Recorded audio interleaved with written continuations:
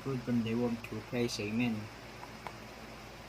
Patunayan ko po sa inyo kung paano nangyari na kinuha ko yung ating masarap na ulam for free. Dito nga po nakalagay po siya sa air fryer. Pinaputok ng tilapia sa air fryer.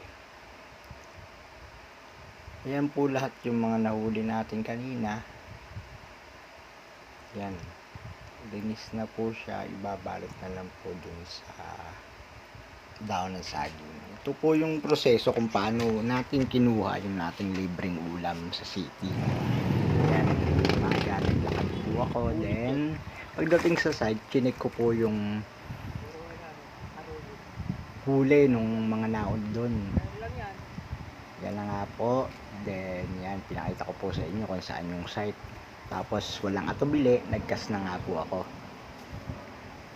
Yan. Maya-maya lang po ay nakahuli na rin po ako dyan. Yan. Tapisyon. Yan. Vision po tayo dyan.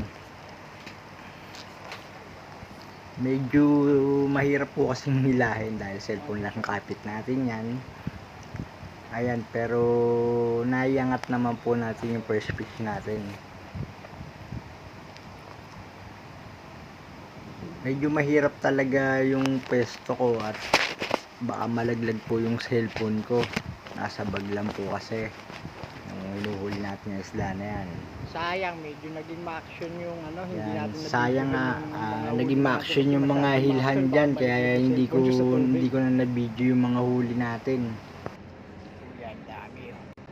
Ayan po yung mga kasama natin. Karaniwan po sa kasama natin dyan mga retired. Ganda sana pahulihan. Medyo sapat na yung huli natin para sa ngayon. Uwi na tayo. At damay na rin naman pati pang ulam ng kapitbahay.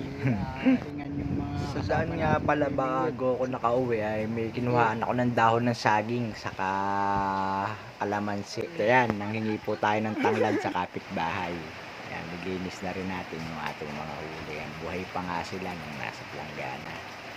Kung nagustuhan nyo yung video, you can follow my page. Thank you very much.